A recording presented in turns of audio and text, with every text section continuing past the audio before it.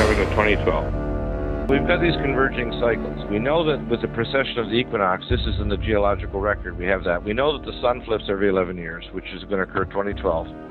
And we know that there's this incoming object that's also approaching. The fact is, it is true. We do know that there's an object, it's called Nemesis, is the best term for it, this approaching dwarf star. I don't like to use the term Planet X because it's not a planet. So we need to call it what it is. It's a highly compressed dwarf star, and it has a thermal signature, and it has an X-ray signature, and it has a lot of debris around it, asteroids and other junk.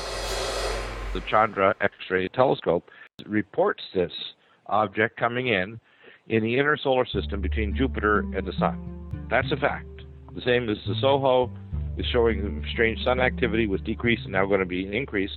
And they're telling us specifically in public reports that they expect this solar cycle to peak in the next 3 to 4 years, 2012 or thereafter, which is just the next year and a half, is going to be 50% more active than any previously recorded sun cycle. Back to Galileo, 24 cycles.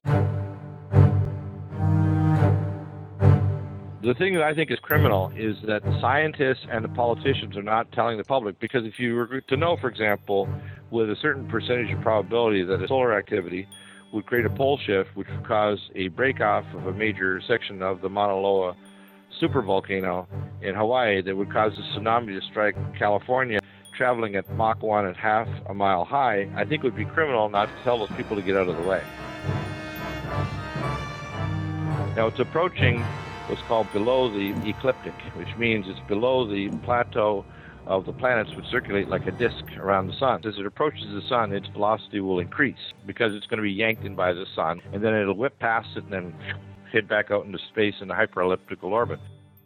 So its effects would be expected to pull a plasma discharge from the sun below the ecliptic or below the plane of the Earth as it approaches, and so it's more likely to affect the southern hemisphere.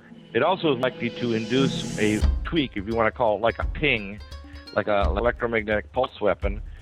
The energy is released through the plasma of the Earth, which is absorbing all this plasma energy, and if it hits specific frequencies, there'll be a kind of we call a coup contra coup effect, where it'll hit one place and then it'll ping and hit the opposite side of the Earth.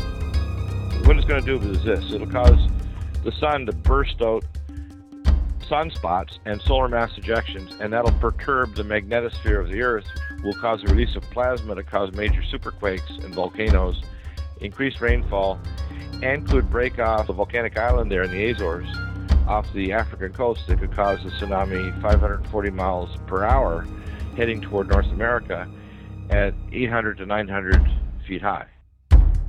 In the Pacific, the depth of the water off of the Hawaiian Islands is miles down. Mauna Loa, the cone builds up, and it has a shelf where the magma builds up and flows over the side, and it forms like a big mushroom. Well, if that breaks off because of a major superquake, you got a giant slide of Mauna Loa, according to the San Jose Tsunami Center and the Research Center in Switzerland. They're two top centers in the world. They've predicted that it would create a super tsunami that would be Mach 1 or 740 miles per hour, traveling toward all of the Pacific coastal areas, Japan, North America, South America, at half a mile high. That's a real possibility. Now, we're not talking about Roland Emmerich's, where the whole Earth is swept by tsunamis across the Rocky Mountains and all that stuff. But we are talking about some very big tsunamis that might not occur early, but occur late. And if there's a major flip in the magnetic field, and there's a major global superquake where you get a massive release in quakes all over the Earth at the same time, the kill zone is 80% of the world population within 100 miles of a super tsunami hitting the coastal areas. The governments are not preparing the people for this at all. The globalists know that there is changes coming, and they're prepared to survive. It's way underground, it's way secret, and it's big-time stuff. Yeah, and they're getting ready step by step to set up the final stages of world government based on a carbon credit new green bubble, so they can steal the last tiny bits of crumbs of wealth. So only the global super elite are there, and then the killing fields will start. Then they'll release plagues, then they'll start wars or rumors of wars, then they'll cause or amplify earth changes, or if they're coming, they won't provide any protection for the public. They're sheep-dipping the entire society to kind of buy into the lies of what's going on. We've got an economic system which, in the fall of 2008, They literally are collapsing it and pulling the money and credit out of the real economy into a casino economy. And according to economic experts, they've contracted it by the world economy by 1/4 of the money on the planet. I'm predicting that we're going to have a move to try to set up a false flag like a nuclear explosion in one or more cities in the United States, because they want the distraction of us to have to go to war to pull us out of the so-called depression, which they created. And at the same time, they also want us to be distracted and have a biometric system set up so they have total control of the population, so that we won't interfere with their survival when they take their golden tickets and go underground.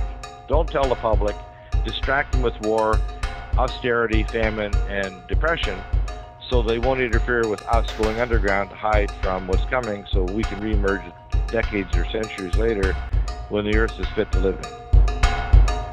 Where the big aha comes is that we now know that the magnetic flip of the sun is about to happen in less than 2 years, and the magnetic flip of the Earth has already started, which means it can tip it over. And we also have proof now of a cycle that's roughly every 36 to 3,800 years of an incoming dwarf star that's estimated between 5 and 20 Earth masses, that is now between the inner solar system, below the ecliptic, or the plane in which the planets rotate around the solar system, and coming in now between Jupiter and the asteroid belt. So the WISE satellite and NASA and the Jet Propulsion Lab here in California is monitoring it. They know this object is coming in.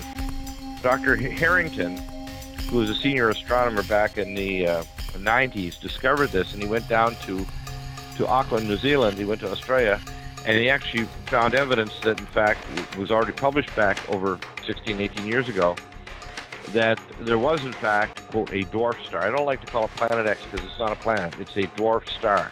It has an infrared signature, which you can pick up, and it has an X-ray signature, but it doesn't give off visible light. So you can't see it unless you use infrared, or even better still, X-ray. Infrared and X-ray are the only ways to see this. You can also see it if it perturbs or starts to move, as it's moving now between Jupiter and Mars, where there's a giant belt of asteroids that is likely to perturb or move them, or even to pull some of them with it, because it's got quite a mass. And it's coming in from the constellation Scorpio. Here's the issue. They know this, and when the big aha comes, it's like all these converging cycles tells us, and this is why all of these prophets, they talk about the Nostradamus effect. They had this series, but if they all looked at it just prophetically, what I'm telling you here can be verified scientifically. We've got evidence from the Chandra X-ray satellite. We've got evidence from IRAS, the infrared satellite system. We have evidence from the South Pole Telescope. It's a public domain. You can go online, but also I have sources that are classified. If we look out with satellites, if we look at the geological record, if we look at the magnetic record of the magnetite in the rocks and volcanoes, if we look at all these evidences of species die-off or the telluric fields in the oceans, because when these pole reversals happen, it kills on average 84% of the life in the oceans. Oceans are very conductive of electric currents, so if there's a lot of plasma discharges through the oceans, a lot of the ocean-based life forms are going to get fried, and it kills 14% of the life on land. And they are certain that a X or M-class coronal mass ejection will strike the Earth, wiping out most of the power grid and regular communications and satellites. And they know that, and they're not going to harden the system or have any redundancy, both from conventional sources, which people can check out, and from my classified sources, both in the United States, Canada, and Australia. Those are 3 countries. The government, if there's a natural disaster of any kind, they're going to turn off the grid. And number 2, they're not going to protect the grid from a coronal mass ejection, which is, according to my reports, is a virtual certainty by 2013. We're going to have a massive surge of ultraviolet and high-energy X-ray and cosmic radiation. It's much more malevolent than the movie 2012. The real danger is the collapse of the magnetosphere, which is already happening, that people can verify themselves, because the cosmos, without the magnetosphere, is like being inside a microwave. When the magnetosphere collapses, it's going to allow high-energy ultraviolet light, X-rays, and cosmic rays to strike the Earth, killing a lot of life, including most of the grassy plants, a lot of the trees, and a lot of the upper benthic layer of the oceans.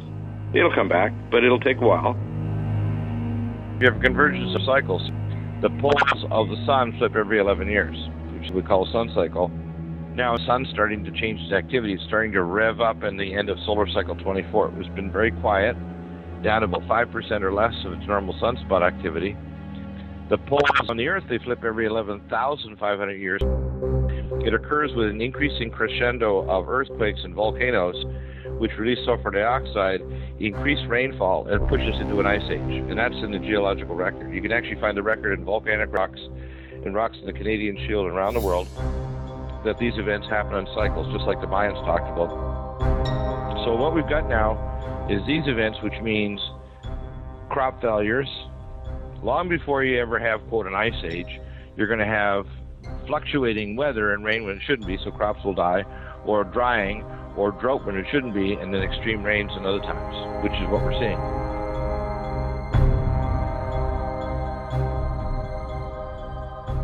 Earthquakes and volcanism happen in cycles that happen with the precession of the equinox. Now, it takes 26,000 years for us to rotate around the galaxy, but it actually, because of the rotation of the sun, effectively is reduced to 23,000 years, and we have this precession effect that happens at halfway through that. And every 11,500 years, there is a reversal of the magnetic field of the poles of the Earth.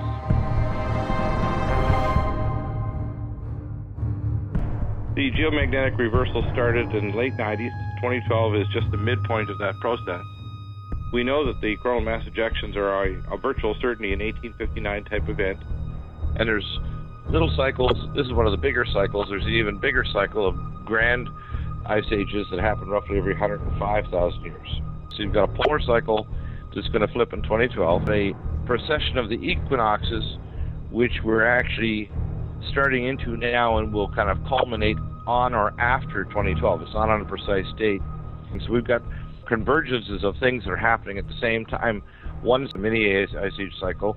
We're also converging in that one. That's according to Robert Felix and other experts. So the long cycle, the short cycle, it's a cycle of 11,500 years. The shorter cycle, which is the 350-year cycle for ice ages, we're also in time for the 105,000-year big ice age as well. They're not going to confront the public directly. They just want to convince us, like a made-for-TV movie, we're going into martial law. The fact is, we've been in martial law since the 1930s. These people are feverishly building underground bases at the rate here in America, for example, of 2 bases per year, anywhere from $18 to $26 billion. 5.24 to 7.25 cubic miles in size, most of them in dormant volcanic domes or built with nuclear explosions underground. Because I work with Special Forces Delta, I know what their COG plans are, and this is the same with not only America, but Canada, Britain, and other countries. If there are major catastrophes of nuclear war, biological war with weapons released, Earth changes, or a coronal mass ejection or anything, it's for them to hide in their, quote, hotels underground with their military forces surrounding them and lots of supplies and lots of games to play underground. And then after 6 months to come up after the so-called remaining population, if they survive and haven't eaten each other, scavenged each other, or killed each other, to mop up. If we knew what was coming, and we hardened our satellites to things like a coronal mass ejection or a magnetic field flux, or the reduction and the protection of the geomagnetosphere for, say, 30 days, and we had facilities to protect the population, we'd be fine. But what the government's going to do is allow it to happen. But if you're not protected, you're going to get burned, and you're going to get radiation exposure during those days and weeks when it's dangerous. We're talking weeks here, 3-4 weeks, maybe. Yeah, probably between 2 to 4 weeks max. Well, how deep do you need to be underground? 2 or 3 feet of dirt above you? 8 feet of dirt or a foot and a half of concrete. 8 feet of dirt or a foot and a half of concrete. Yeah, that's all. You don't need to be in an underground city. In fact, these underground cities, if there's major earthquakes, are going to be most certainly going to be their entombed hotels underground. They're not going to be coming back.